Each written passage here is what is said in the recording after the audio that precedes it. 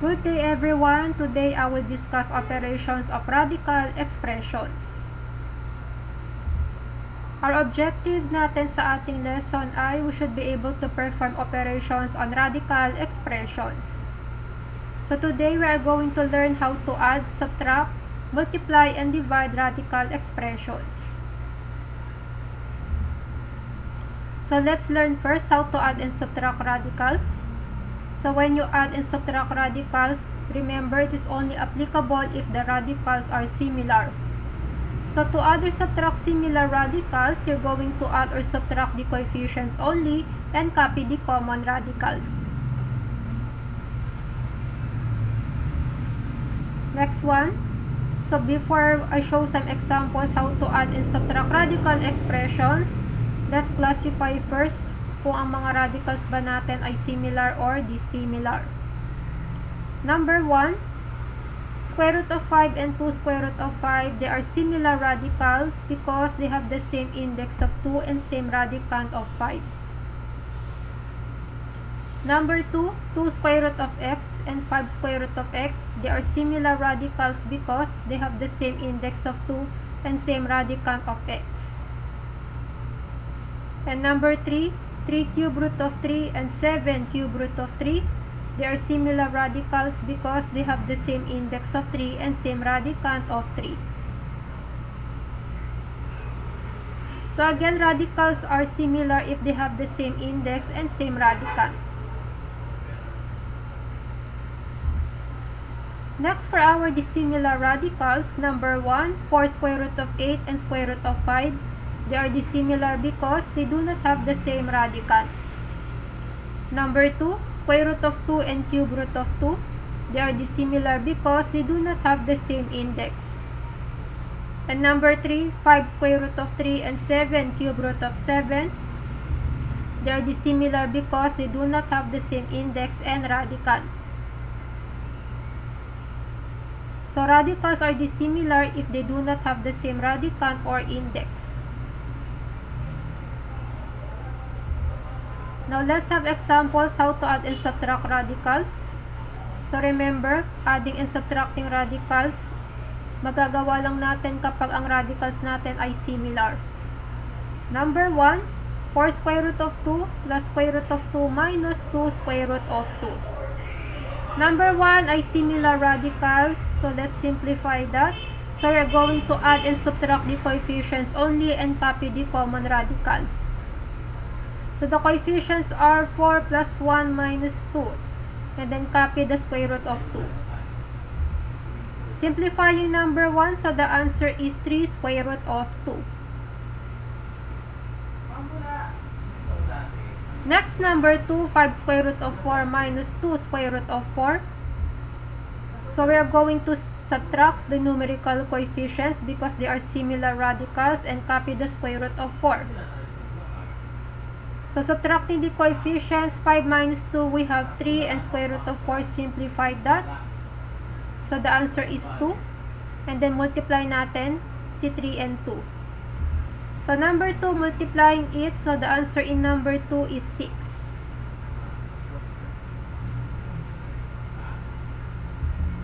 Next, number 3, square root of 5 plus 11 square root of 5. Again, they are similar radicals, so let's add the numerical coefficients and copy square root of 5. So 1 plus 11, so our coefficient is 12, and then copy square root of 5. So in number 3, our answer is 12 square root of 5.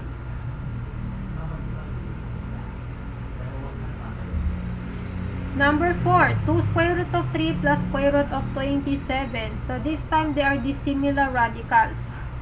So, dahil sila ay dissimilar, hindi natin pwedeng basta i-add si number 4. Now, to simplify number 4, ang gagawin po natin, we are going to change that into similar radicals if possible. So, to do that, we are going to get the factors of our radicals. So, 2 square root of 3 already in simplified form, so copy. And then, for our square root of 27, so, kunin natin ang factors ni 27. So, ang factors ay 9 times 3. Then, simplify that. So, when you simplify it, now we have 2 square root of 3 plus 3 square root of 3. So, mapapansin natin ang ating radicands ay pareho na. Similar na sila, so pwede na nating i-add ang number 4. So, let's add the coefficients and copy the common radical. So, coefficient 2 plus 3, so the answer is 5, and then square root of 3, copy. So, in number 4, the answer is 5 square root of 3.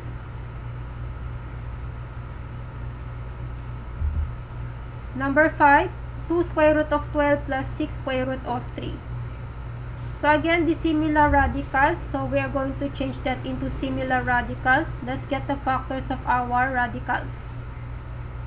So, the factors of 12, we have 4 times 3, and then 6 square root of 3 already in simplified form, copy. Now, simplify natin yung kinuhanan natin na factors. So, meron na tayong 2 square root of 3. So, mapapansin natin ang radical natin ay pareho na. Pareho na ang radical is 3. However, hindi natin pwedeng i-add basta-basta yan kasi may parenthesis pa tayo. So, para matanggal ang parenthesis natin, let's apply distributive property. So, applying distributive property, now we have 4 square root of 3 plus 6 square root of 3. So, adding the radicals, so the answer in number 5 is 10 square root of 3.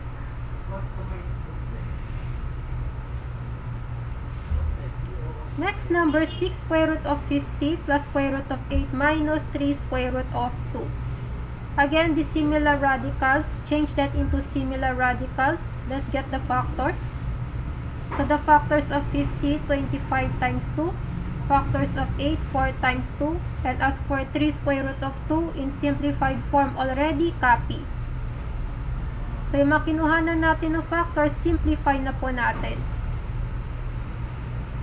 So, we have now 5 square root of 2 plus 2 square root of 2 minus 3 square root of 2. So, dahil sila ay similar radicals na, so simplify na natin. So, let's add and subtract the coefficients and copy the common radical.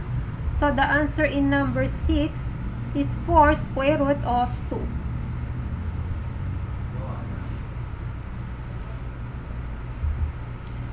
Next, number 7, 4 square root of 12 plus 3 square root of 27 minus 2 square root of 48.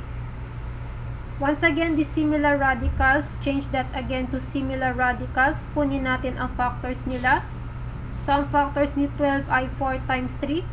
Factors ng 27, 9 times 3. And factors of 48, 16 times 3. Simplify natin ang mga kinuhanan nating radicals. So, mapapansin mo ay pare-pareho na sila ng radical. So, again, may coefficient tayo, tapos may parenthesis pa. Ang gagawin natin, bago tayo mag-add and subtract, apply muna tayo ng distributive property. Upon applying distributive property, we have now 8 square root of 3 plus 9 square root of 3 minus 8 square root of 3. Simplifying that, so, add and subtract natin ang coefficient and copy the common radical. So, in number 7, ang sagot natin ay 9 square root of 3.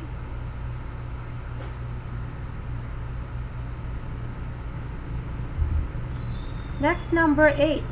5 square root of 2 plus 2 square root of 2 plus 4 square root of 3 plus square root of 3.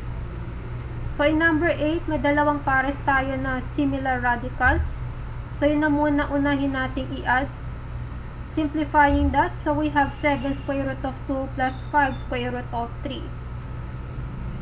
So, again, we cannot simplify that because sila ay dissimilar radicals. So, kung gagawin natin ginawa natin kanina, yun nga lang si 7 square root of 2 pati si 5 square root of 3 already in simplified form. So, hanggang dyan na lang yung answer natin in number 8. So, again, the answer is 7 square root of 2 plus 5 square root of 3.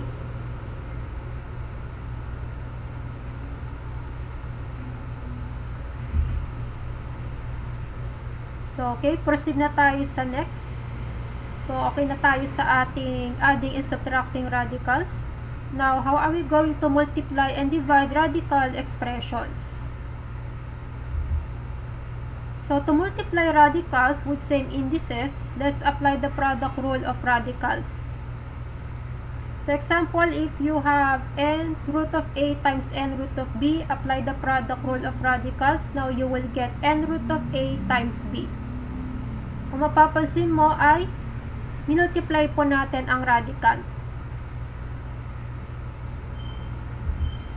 Next one, to divide radicals naman with same indices, let's apply the quotient rules of radicals. So if you have n root of a over n root of b, applying the quotient rule, now you have n root of a over b. So nag-apply tayo ng quotient rule of radicals, mapapansin natin na under na sila ng same radical symbol.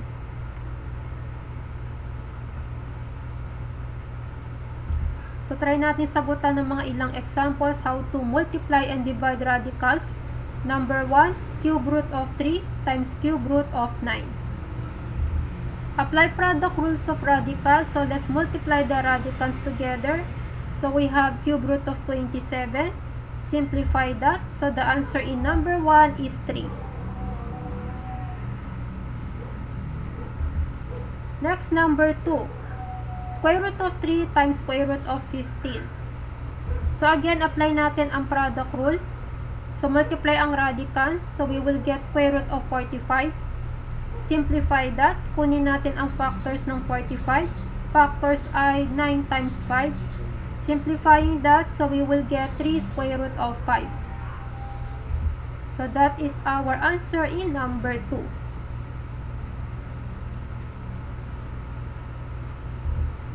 Next, number 3. 2 square root of 5 times 7 square root of 3. This time may coefficient tayo. Simple lang ang gagawin natin. So, sa ating coefficient ay multiply natin and then yung ating radical, apply again product rule. So, in answer number 3 ay we have 14 square root of 15.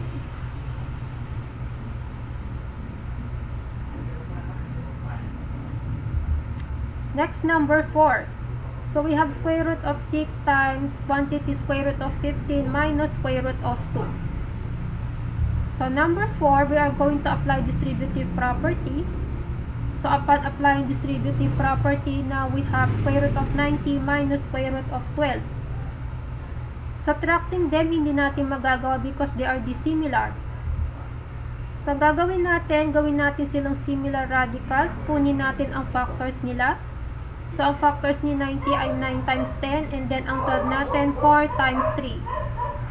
So, simplify natin yan. So, we will get 3 square root of 10 minus 2 square root of 3. So, again, hindi pa rin natin sila masasubtract kasi dissimilar. So, kung uulitin natin, ang ginawa natin, yun, ang ating 3 square root of 10 and 2 square root of 3 already in simplified form. So, therefore, in number 4, hanggang dyan na lang po ang answer natin. Again, the answer is 3 square root of 10 minus 2 square root of 3.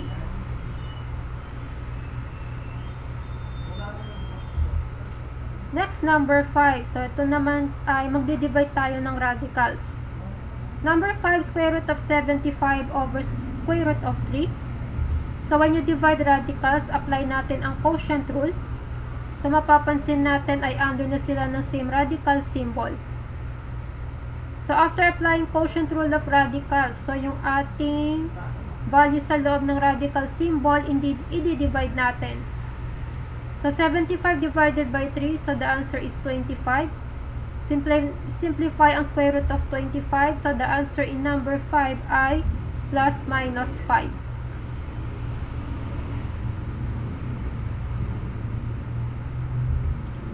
Number 6, square root of 72 over square root of 6.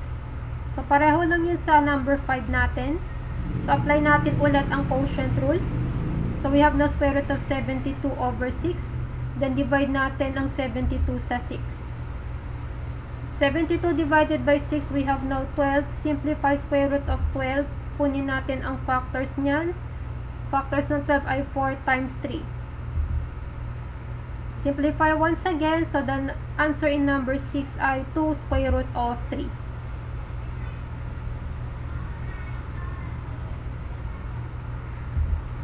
Number 7, square root of 24x squared over square root of 3x. Again, apply quotient rule of radicals. So we have now square root of 24x squared over 3x. Divide natin ang 24x squared sa 3x. So after dividing ay 8x na po. Simplify natin ang square root of 8x. Kunin natin ang factors ni 8x.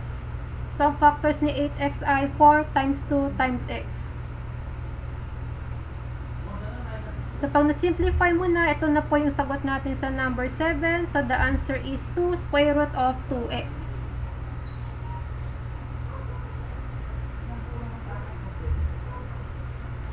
Number 8. 6 cube root of 128 over 2 cube root of 2. May coefficient tayo. Divide lang natin ang coefficient. 6 divided by 2 is 3. And then yung ating radical, apply natin ang quotient rule. So ang sagot natin is we have 3 cube root of 128 over 2. So divide natin ang 128 sa 2. So 128 divided by 2. So we have 64. Simplify cube root of 64, so the answer is 4. Then multiply natin sa coefficient of 3 natin. So 3 times 4, the answer is 12. Therefore, ang sagot natin sa number 8 ay 12.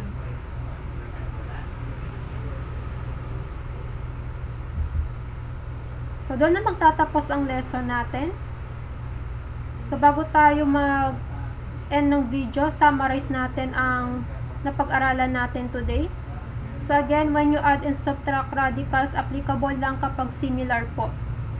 So if you have similar radicals, when you add and subtract them, add and subtract the coefficient only and copy the common radical.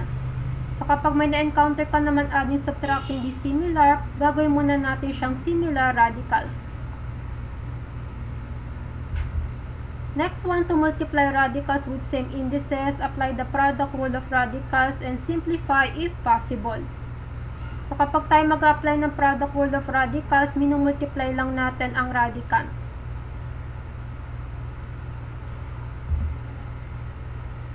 Next one, to divide radicals naman with same indices, apply the quotient rule of radicals, then simplify.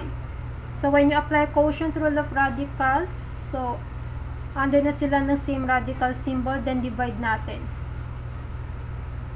So yan ang gagawin natin kapag tayo ay magsusolve na ng radical expression kapag may operations involved na. So dito na magtatapos ang lesson natin. I hope na makatulong ang video na to sa pag-iintindi ng operations on radical expressions.